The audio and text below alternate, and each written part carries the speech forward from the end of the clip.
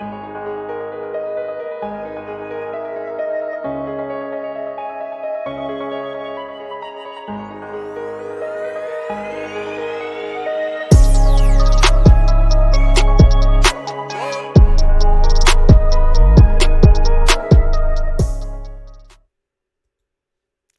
hello.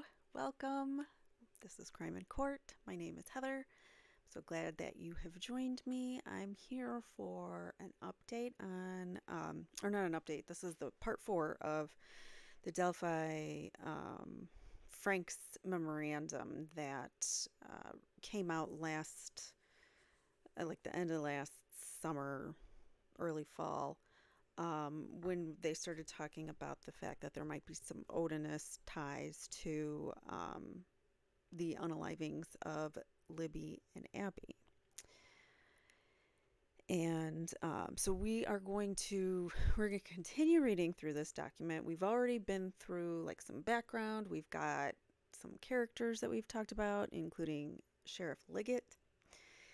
And we're going to see how this all plays out. But last time I did want to talk, or I put this presentation together for you, and I'm actually going to hide myself for a minute. I put this presentation together for you because last time we talked all about the placement of where the runes were, how the girls were laid out in the scene, at the crime scene. So this, I want to warn you, it's graphic content. We're going to be going over some pictures. These are drawings of what people rendered based on the readings from the Delphi, from this Frank's memorandum. So based on the Frank's memorandum, people came up with their own kind of drawings or images that, it's not actual crime scene photos. So I just wanted to let you know that, but if you are sensitive to materials where, it's in relation to kind of looking at a crime scene, then you might want to look away for just a few minutes. So moving forward, these are two different depictions they're a little bit different, but they're pretty much the same. But I wanted to show you how even different people can interpret the way that it was read differently, because the runes are, the way that the sticks are placed in both of them are just slightly different, but at the same time, we don't know which is right or wrong because it's a description. So we can imagine that it's somewhere in between these depictions. So remember, Abby had the all the clothes on. She was wearing Libby's clothes, and Libby was laying there nude. So it's just strange that she was there, and then there was no red liquid DNA evidence all over anybody. Like they were all, the clothing was clean, the area was clean. So I'm just kind of like rehashing what we went over, how it looked, based on the descriptions. So either way, we do know that this is going to be about this, somewhere between these depictions, let's say. You can use your imagination as to what they are. We're going to go back to, okay, so this is Libby's sticks, a depiction that Court TV, this is Court TV's, sorry, if you couldn't tell, it's Court TV. I wanted to leave. The True Crime Design came up with this, and she did say any content creators could use that, so I just want to make sure that y'all know that. Then this is pictures from Court TV, and their drawings, their depictions of what the sticks look like. So there's Libby's and there's Abby's. I'll go back. Abby and Libby, just so you can kind of tell. I don't know runes like we talked about in the last time. I know of runes in the fact that my sister had runes, like when I was a kid growing up, she had a bag of runes that you could use to like use as oracle cards or to predict the future or kind of, answer questions that you have about the universe type of thing. They're like a spiritual um, tool. So, but if you do know runes, anybody in the chat or anybody in the comments below, please let us know if these look like any particular runes that you know of. This is the symbol. Remember, they said that there was an F painted rune on the tree out of the red DNA of Libby's. So it looks like someone brushed it on. And this is a depiction from court TV, so I don't know how accurate it is, but this is kind of what they put together, and you could see that they outline it here, what the F is supposed to look like. And I looked up at this F rune, and this is the meaning, and it made me actually sick to my stomach when I saw this because it says cattle. So it's wealth. It means wealth, livestock, cattle, wealth, having more, at your disposal. And it makes me sick to think that these girls might have been sacrificed just for someone else's wealth and that they were treated like cattle. It just made me so disgusted when I saw that. But anyways, I had to share it because that's the research that I came up with and wanted to bring that to your attention too. So sorry for the graphic stuff here. These are examples of runes that I put together for you. Like I said, my sister had a bag. It came in like this little velvet bag. It had a book. You could read off what each rune meant. Like each rune has a meaning or a description and how it relates to the universe and your environment around you. So when you get certain runes mixed together, you get certain messages and that kind of thing. So that's my knowledge of what runes are. If anybody has any more knowledge, please let us know. I find it very fascinating. I might even do a deep dive on runes because I think they're really cool. But anyway, so that's for another day. But these are just some examples of little runes that you could use as like a divination tool. All right, so we've talked before in the past too about the Odin badges that the corrections officers have had on their uniforms. And so I wanted to show you what those badges looked like. We have the In Odin We Trust, and then this half of a flag with these three triangles interlocking. This right here symbolizes Odinism. So if you ever see that, that's like one of the main symbols. There's others like his sword and things like that, which the symbol itself doesn't look like a sword. It's like this intertwined, like geometric shape. But anyways, yeah, there's a lot of symbols and symbology, as you can see with the runes and things like that for this Odinism. This was a great photo that I wanted to put side by side for you of all three.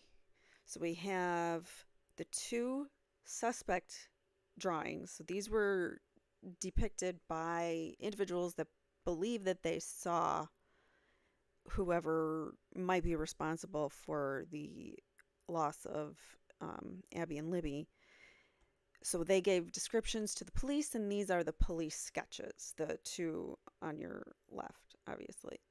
So July 2017 was the first one that was released, which is obviously an older looking gentleman, as you can see.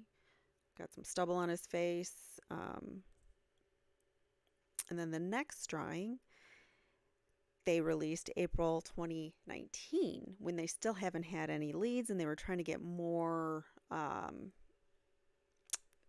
help from the public and get more tips in. So that's when that's when law enforcement released this one to the public. And then October 2022 is when Richard Allen was arrested and taken in to custody. As you can see, he does not look like any of the people or any of the drawings.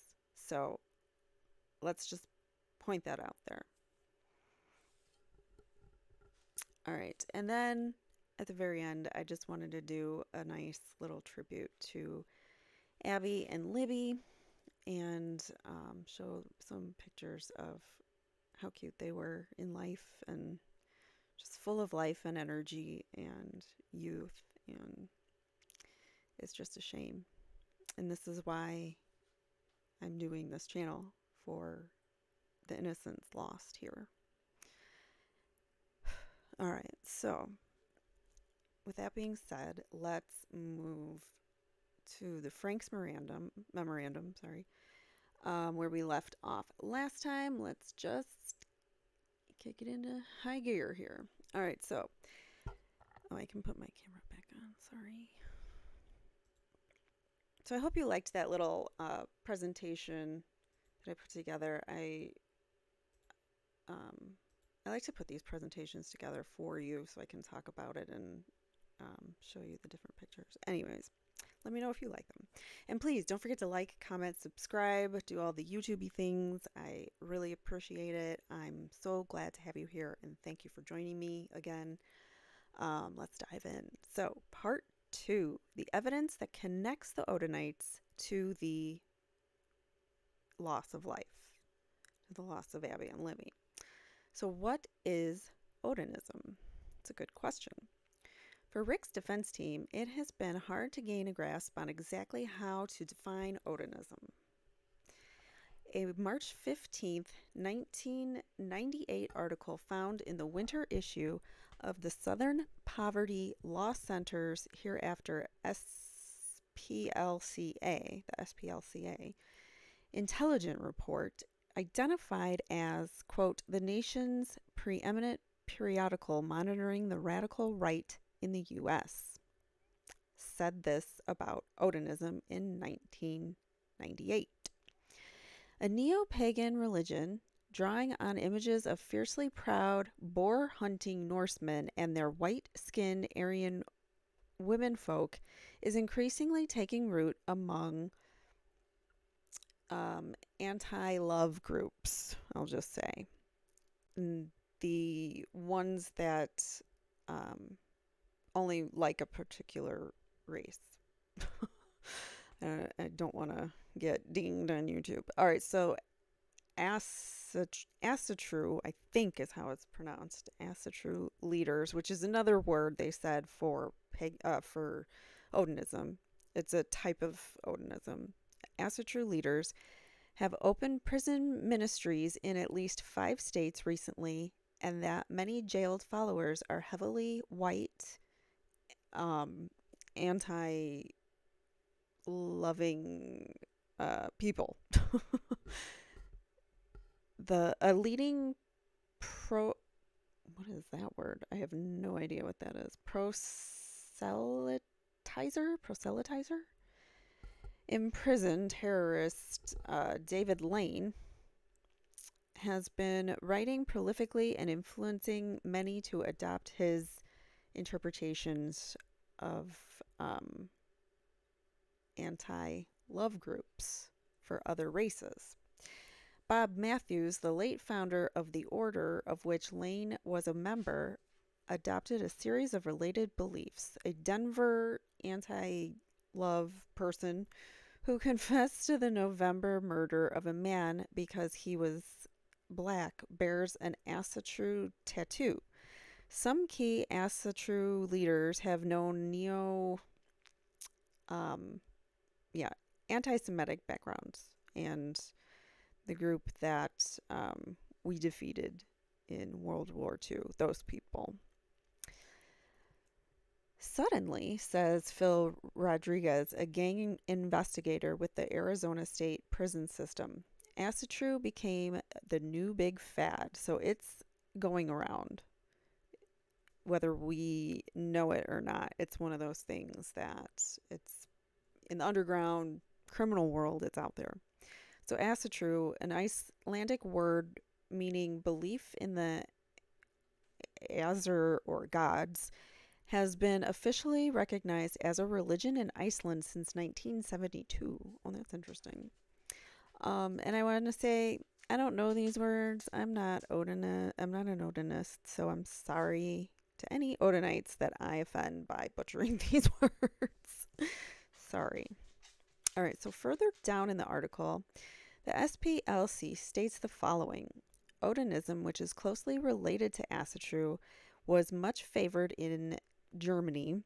Its Nordic Teutonic mythology was a bedrock belief for the key Third Reich leaders, and it was the integral part of the initiation rites and cosmology of the elite Schutzstaffel, which supervised the bad man's network of death camps. Um, can't say his name on YouTube either. Gosh, I hate the censorship on YouTube. Anyways, decades later, did we miss something?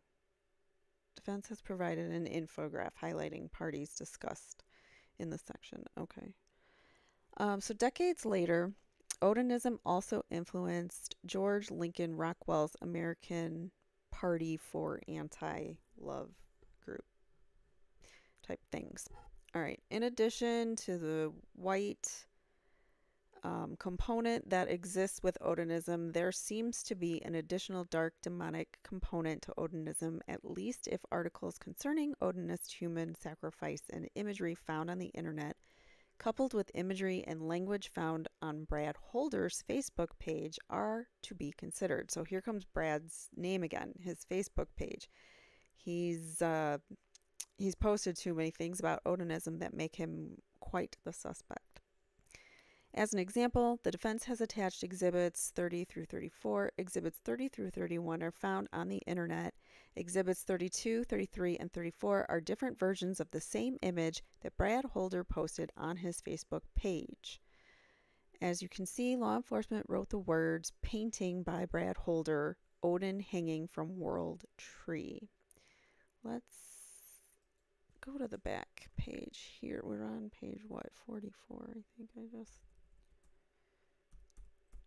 Okay, so did they give us this?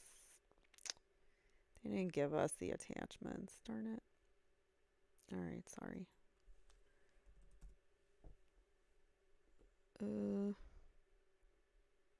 Nope. Where was I? Sorry, can't find.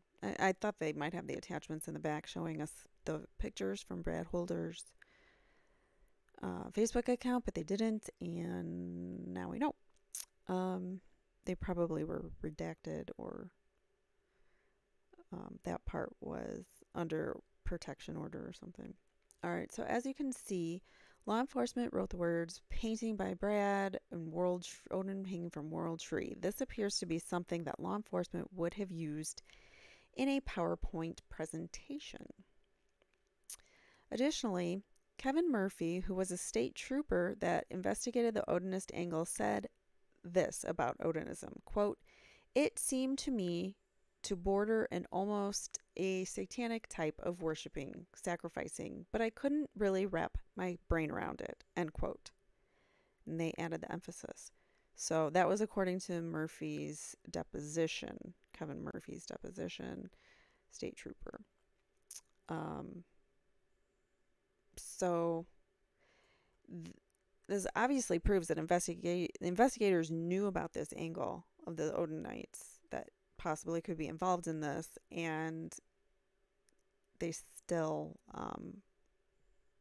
it seems like they went to great lengths to try to hide that.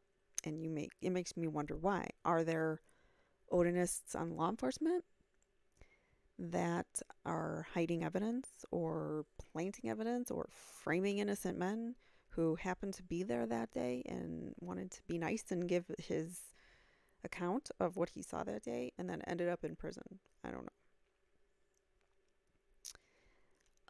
All right, so Exhibit 30 is an image from a website on Odinism of a man hanging upside down from a tree who has been sliced in the neck. With red DNA dripping to the ground, this man's arms are posed similarly to Abby's at the crime scene. This man's legs are also posed similarly to Abby's at the crime scene. His left leg is straight and his right leg is bent at the knee. If you've ever seen like a tarot card or something, they have tarot cards where there's like a guy hanging upside down from the tree with a leg bent. That's that's kind of the that's where this comes from. It's like depicted, it's been depicted in several variations of, religious tools and things like that, like divination tools.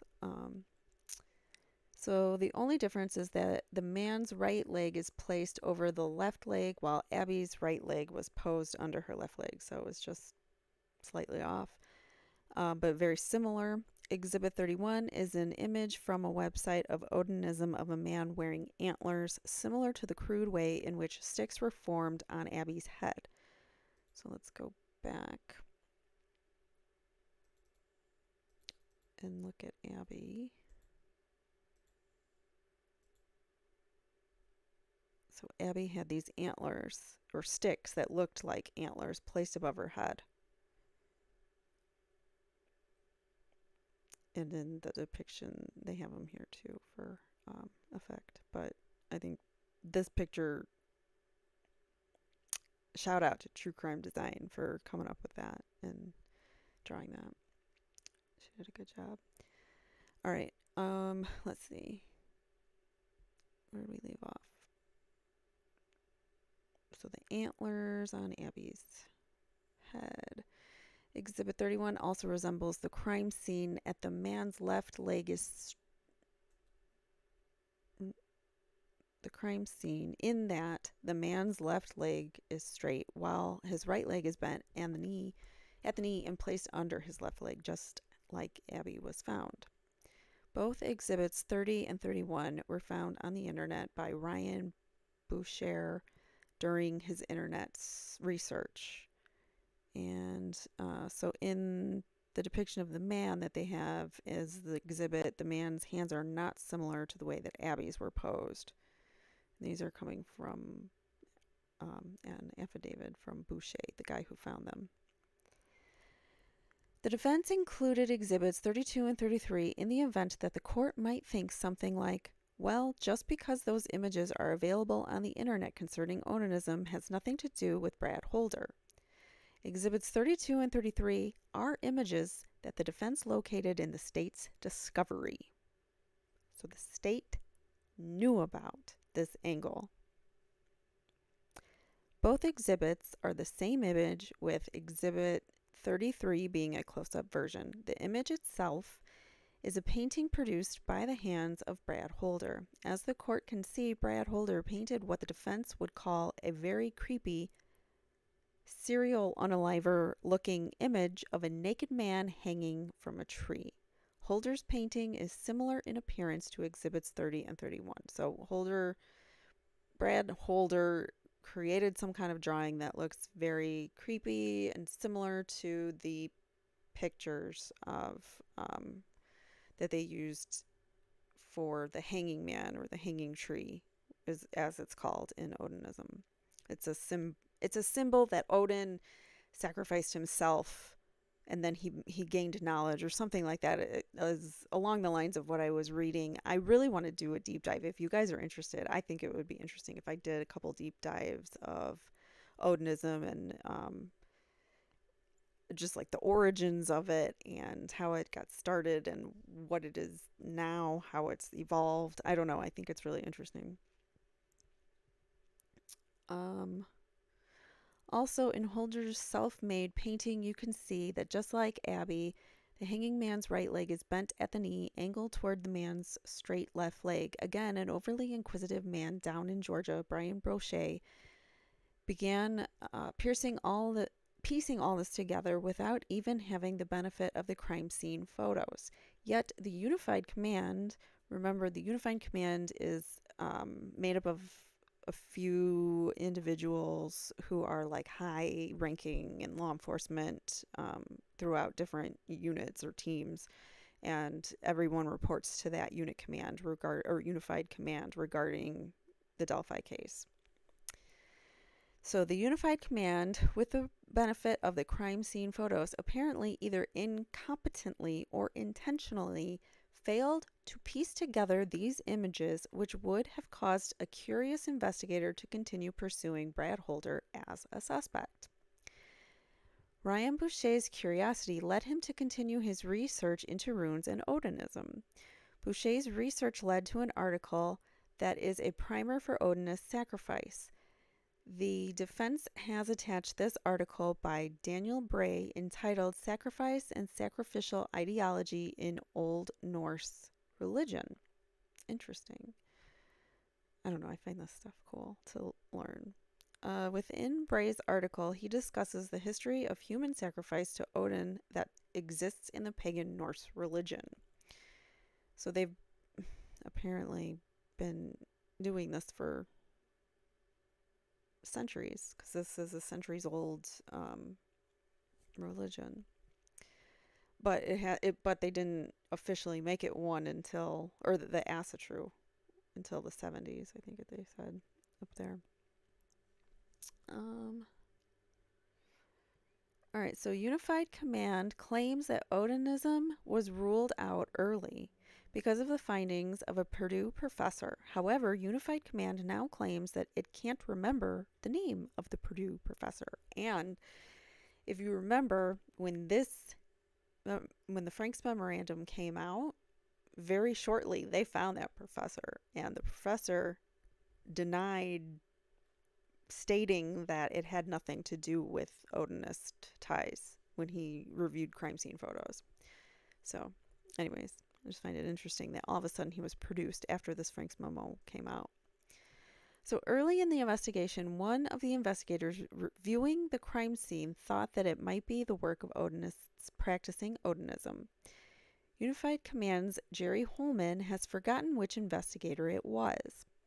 Early in the investigation, based upon the thought that Odinism may explain how the bodies were found and how the sticks were arranged on top of the girls, Unified Command sought out an expert. All right, so let's stop there. Oh, so these are all, any of our subtitles are going to be, or whatever that word is, footers are going to be just from People's Depot. So they're quoting things from depositions that other people said. All right, so early in the investigation, based upon the thought that Odinism may explain how the bodies were found and how the sticks were arranged on top of the girls, Unified Command sought out an expert. The expert was being sought in order to consider whether the crime scene was indicative of Odinism or some other cult. According to Holman, Sergeant Steve Buckley of the Indiana State Police was in charge of locating that expert. Allegedly, the expert that Sergeant Buckley found was from Purdue. According to Holman, Holman, doesn't know the Purdue professor's background, quote, but he studies that Norwegian Nordic culture that Odinism is, end quote. Holman admitted that Holman, has never talked to this Purdue professor. Holman stated that Sergeant Buckley knew the Purdue professor's background and furthermore that Sergeant Steve Buckley was in communication with them. Okay. According to Holman, the professor, quote, was out of the country at the time and we did not release the photos, but we released a sketch of the sticks, how they were laid, and some other information, end quote. Having reviewed everything, the professor concluded, quote, that it was not Odinism or any type of cult worshipping or any type of group that would have conducted the crime, end quote. Or any type of group that would have conducted the crime. What does that mean? So it was not a group. No group did it. I don't know. However, Jerry Holman told a different story to Trooper Roland Purdy concerning the conclusions of the Purdue professor. Trooper Purdy began assisting with the investigation in March 2017. However, the first time that Purdy ever even heard the word Odin or Odinite was at least May or June of 2017. It's also important to note that the first time that Trooper Purdy heard the word Odin or Odinite wasn't even through Unified Command or any other law enforcement officer, but rather through Becky Patty, who is Libby German's grandmother. Becky Patty, while talking to Trooper Purdy, informed Purdy that Abby Williams had dated Holder's son Logan, and that Logan's dad was an Odinist named Brad Holder. What? Okay, so Abby was dating the son of Brad Holder, who's the guy posting all this stuff on Facebook. Just let that sink in. But that never came up. There was no Odinist ties, nothing like that. It's some random guy that has no connection to these girls. That's what it is. I don't know. These law enforcement officers, man. And then to find out from Becky Patty that not Unified Command, to have her as a source instead of the people that are supposed to be in charge of the information. So this information interested Purdy, who then talked to Holman, and Holman told Purdy that they had already run the Styx formations and Odin angle through a Purdue professor. Holman told Purdy that the results from the Purdue professor were, quote, kind of inconclusive. What's kind of inconclusive? It's either inconclusive or it isn't. You don't have a kind of inconclusive. Purdy also believes he was provided a copy of what Purdue University had provided them. Upon reviewing that Purdy report, according to Purdy, the Odinite angle was, quote, or not quote, was not dead. They highlighted the not, or underlined. In other words, Holman did not tell Purdy, and the report did not claim that the Purdue conclusions were that, quote, it was not Odinism or any type of cult worshipping or any type of group that would have conducted the crime, end quote. Holman has told one story to Purdy and yet another story under oath in a deposition as to what the Purdue professor's conclusions were concerning Odinism involving the Un-Alivings. The difference between concluding that Odinists and cults did not commit the Un-Alivings versus that the evidence is inconclusive as to whether Odinists were involved or not is significant. In the first instance, such a conclusion should theoretically explain why law enforcement stopped pursuing the Odinite angle. In the second instance, law enforcement would presumably continue to pursue the Odinite cult angle based on the stick formations, the girl's body positioning, and the F painted in Libby's DNA on the tree, as well as other strong evidence supporting an orchestrated abduction and ritualistic unaliving of the girls. That's a long sentence, but it said a lot there. So as stated earlier, both Lesenby and Liggett privately believed more than one person were involved based upon how much work was needed to leave the crime scene the way that it was. And remember, the girls weren't unalived where they were found, so they had to have been moved. And they were across the creek or the river, whatever body of water that's there. I'm sorry, I'm not familiar with the area, but they had to cross the water in order to get where they were and come down from, go down the hill from the bridge and cross the water and get to where they were. However, if the Purdue report concluded that a band of Odinites cultists were not involved, then arguably it could be the work of one man. It is very telling that Trooper Purdy had been working as an investigator on the case for at least 2 months, so March through May 2027, before ever learning the word Odin or Odinite. This fact is evidence that the Odinite angle was abandoned before Purdy became involved in the investigation in March 2017. This point can't be emphasized enough. The Odinite angle was abandoned by March 2017. So, the next month after the girls were unalived, right? February, March. So they really stopped looking right away, which makes you wonder. So the reason for this abandonment A Purdue professor had reached a conclusion concerning Odinism and the crime scene. Of course, Holman tells one thing under oath about the conclusion: Odinism and cults were not involved in the murder or in the Un-Alivings, and another thing to Purdy: the results were inconclusive. A report may or may not exist that does not rule out Odinism. So we don't even know if there's reports or not, because if there are, they probably didn't turn it over and they abandoned this line or this theory early on. So here it says this evidence will be discussed later, but primarily involves social media posts by Brad Holder. Okay. Moving on, the best thing to do to figure out which version of Holman's story to believe, if either, is to go straight to the source, the Purdue professor, and or to read the report that the Purdue professor prepared. The problem is that as of this filing of the document, the defense has been told that Unified Command cannot identify the professor and therefore can't locate the professor, and in the end may not ever be able to identify this mystery professor. So you can't. Prosecutor Nick McLeland informed the defense of this development in September 2023, that they may never find the Purdue professor. Interesting.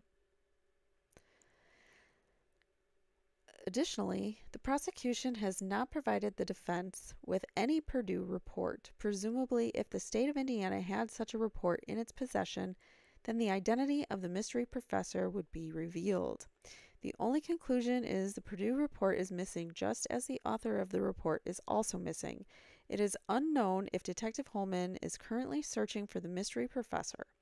If so, he will probably never be found because of the incompetence surrounding this investigation and the complete inability to conduct a comprehensive review of all facts and circumstances pointing to the involvement of multiple actors in this crime.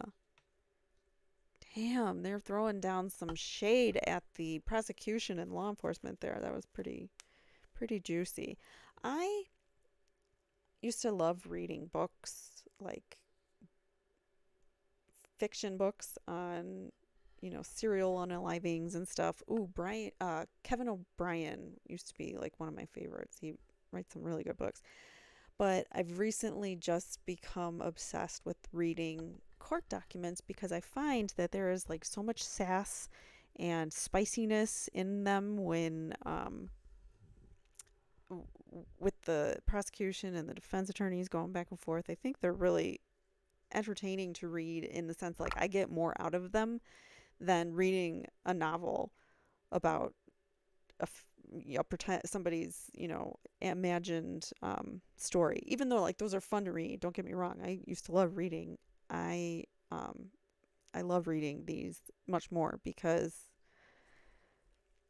it's real life and it's I like the sass. I mean, come on. He will probably never be found because of the incompetence surrounding this investigation. I love it. Love it. All right, sorry. To summarize, the crime scene is chock full of signs of cult involvement. At least one law enforcement officer believed that the cult involved maybe Odinites. Therefore, very early on in the investigation, Unified Command claims to have found an expert from Purdue. This expert from Purdue, according to sworn testimony of Jerry Holman, dismisses Odinism and cultism as being involved. The investigators move on from Odinism to a degree that when Trooper Purdy got involved in the investigation in March 2017, so he was involved early on, Purdy, never even hears the word Odinism or Odinite uttered by anyone in Unified Command. So in those 2 months that he was on the case, he never heard anybody talk about Odinites or Odinism. And rather, Purdy hears Odinism for the first time in May or June from a fact witness, Becky Patty, who's Libby's grandmother. Now this mystery professor can't be found. 2 young girls were brutally unalived, and an innocent man sits in Westville being mentally mistreated by Odinite guards, and Detective Holman can't identify the Purdue professor that caused the abandonment of the likely source of the Un-Alivings. It is very difficult to put into words the level of incompetence, or worse, the level of intentionality on display. It would be utterly laughable if the consequences of this dereliction of duty didn't involve life and death, because Richard Allen could face death, and the life of Richard Allen and the deaths of Abby Williams and Libby German. So yeah, what do you guys think so far? I don't know. I love the sass coming from this attorney, whichever one wrote it. I don't know if it was Baldwin or Rosie, but it's pretty great. Continuing on. There are facts that greatly undermine the credibility of the entire investigation and are an embarrassment to the greater law enforcement community. Whew. Shots fired. As stated previously, when determining whether a Franks hearing should be granted, the court will be determining whether the actions of Tony Liggett, as alleged by the defense, were intentional or reckless. Surely a missing Purdue professor and missing report would qualify as either intentional or extremely reckless conduct. Luckily for Richard Allen, Detective Murphy was thorough and organized enough to document in great detail his findings of the Odin angle of the investigation. Enter the Odin report. It seems only prudent, only prudent that the court would review this report in its entirety before reading the remainder of this memorandum. Oh, snap. We're going to get into the 12-page Odin report. And I'm just going to keep on going. All right, so Odin report. As part of discovery, the defense received a 12-page Word document that provided a summary of Trooper Kevin Murphy's investigation of the Odinite angle. Over time, for reference purposes, the defense has... Sorry, my dog's trying to get under the blanket, and I'm having issues here. I'm sorry, here. She likes to get under the blanket, and it was not accessible. All right. Snuggly puppies. They're fun. All right, so sorry about that. Where were we? As part of the discovery, the defense received this 12-page document that provided a summary of Trooper Kevin Murphy's investigation of the Odinite angle. So Kevin Murphy is the first one to bring it to everyone's attention, at least formally, because it seems like everybody else seems to want to keep it hush-hush.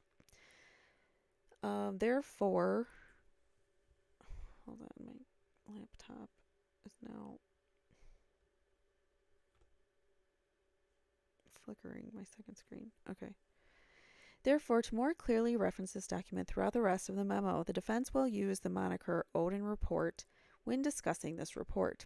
The Odin Report was created by Indiana State Trooper Kevin Murphy, who thankfully was independently curious. The Unified Command, through Liggett and Hammond, had concluded by March 2017 that Brad Holder should be cleared as a suspect, as will be detailed later. Further, Unified Command had claimed that it had concluded very early on, probably March 2017, that Odinites were not involved as discussed earlier, despite Liggett and Holman clearing Holder as a suspect in March of 2017, and despite a mystery Purdue professor dismissing all links between Odinism and the murders. Murphy pressed on. Murphy began investigating a man named Elvis Fields. Remember, we talked about him before.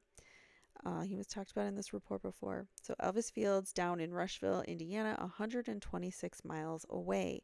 The fruits from this investigation ultimately boomeranged Murphy, as well as law enforcement officers Greg Ferenczi and Todd Click, back to Brad Holder and therefore back to Odinism. Murphy, Ferenczi, and Todd Click's dogged pursuit of the truth is what we citizens and those accused of crimes should expect out of law enforcement. These honorable law enforcement officers were knocking on doors and conducting interviews, going wherever the evidence led them. Immediately following an interview, Murphy would reduce key aspects of that interview into a Word document. Over time, the Odin report grew from a single page from his first interview with Mary Jacobs to 12 pages, with the last pages used for summing up his thoughts from all of the interviews he had concluded. The defense has attached this document to this memorandum and marked it as Exhibit 36. Surprisingly to Murphy, even though he was handing over to Unified Command powerful evidence that really painted a clear picture of who was involved in the Unalivings, Holman and Liggett did not seem interested. Interesting. Eventually, Murphy said that Unified Command phased out the Odinite Rush County angle. He, Murphy, figured that this phasing out was due to Unified Command knowing things that he, Murphy, didn't know that eliminated the Odinism angle. But that's not the case, I don't think. Murphy further stated, I kind of took my marching orders and just did what I was told and went where I was needed. In other words, Murphy trusted that Unified Command was doing the right thing with the information that he provided them, which why would you think otherwise? Frustrating to me. The defense would encourage the court to stop and review this document before continuing to read this memorandum, as the Odin report will be discussed over the next several pages. Who is Brad Holder? Who is Patrick Westfall? Who is Johnny Messer? Who is Elvis Fields? Who is Rod Abrams? And why does this evidence strongly point towards these men as having been involved in the unalivings of Abby and Libby? The Odin report provides much of the information. However, the report is not the only source of evidence provided by the state of Indiana that links these men to the murders. The investigative fingerprints of Todd Click and the late Greg Ferenczi are prominently peppered throughout the Odin report as well. And I want to say there is some suspicion in the death of Greg Ferenczi because I believe he was shot on his front lawn, and I think it's unknown or a cold case. I'm not really sure. But it could have some kind of ties potentially to this whole thing, and maybe he knew too much and he was looking in places he shouldn't have been. He got too close or something. It makes sense because one of the 3 officers who actually was on to something with this Odinist angle ends up unalive himself, and now we worry for Todd Click and Murphy. Alright, so Click also prepared a roughly 85-page report and delivered it to Unified Command. However, the defense didn't receive this document until September 8, 2023. Wow. Nearly 10 months after defense counsel entered their appearance. Interesting. So, discovery issues, they're not getting their discovery in an effective amount of time, and are things being held back for some reason? We don't know. The defense will now show what Liggett and the rest of Unified Command knew but refused to act on. This information is also what Liggett concealed from Judge Diener. So Judge Diener didn't have all the information when he signed the warrant to search Richard Allen, and eventually that's what led them to arrest him. Even though nothing at this moment that we know of actually ties him to the crime scene, other than one unspent bullet that they say went through his gun. Somehow they know that it's his, which through ballistics, which if it's not even shot, I don't even know how that's possible, but whatever. All right, so the defense will now show that Liggett and the rest of the unified command refused to act on this information is also what Liggett concealed from Judge Diener. The defense will include the evidence that links these men to the crime scene and to each other, including the intimate knowledge that these men had of the crime scene that only someone who had been at the crime scene would know. All right. I think I'm going to stop it there. And we'll pick up at part 5, on part 5, with Brad Holder's connections to the crime scene. Thank you so much for joining me. I'm so glad that you were here today. I'm glad that we were able to discuss this. You know, feel free to put comments below. Let me know what you guys are thinking about this case, about what's going on with Richard Allen, what you think about this investigation. What do you think about this Odinite angle? Do you think there's something to it? I just watched a Court TV segment today. It's on their YouTube page, but it was on their channel last night. There was an interview with one of Richard Allen's second set of attorneys, who are also now his former attorneys, if that makes any sense, because his first attorneys are now reinstated. So Scrummon and Libredo had withdrawn as his counsel, but one of them, I think it's Libredo, I'm not exactly sure, but one of them, it was on Court TV. I watched the segment of it, and he actually came out and said that he gave Andrew Baldwin and Brad Rosie a lot of credit for coming up with this Frank's memo, because after investigating, he said there's really something to it, and he believes them. And this was a court-appointed, Judge Gull-appointed attorney who looked at the evidence and says, yes, there is an Odinite angle. So take that what you will. It's like, okay, so Brad and Andy, we didn't believe them. They put it in a court document. They're not allowed to lie. Like, lawyers aren't allowed to lie in these documents. So anyone who's saying like, oh, this is just, smoke screen or whatever, that's bull, because lawyers aren't allowed. They can spin things that interpret evidence in certain ways, but they're not allowed to just make up stuff. So, and this is detailed. This is a very detailed report. I mean, we're on page 55 right now, and we still aren't even halfway through it. And yeah, that just goes to show, like, it is very detailed, and they put a lot of research into this. So I think there's something to it. It's possible. What do you guys think? Let me know in the comments below. Please don't forget to like this video on your way out, and I hope to see you next time. Take care. Bye.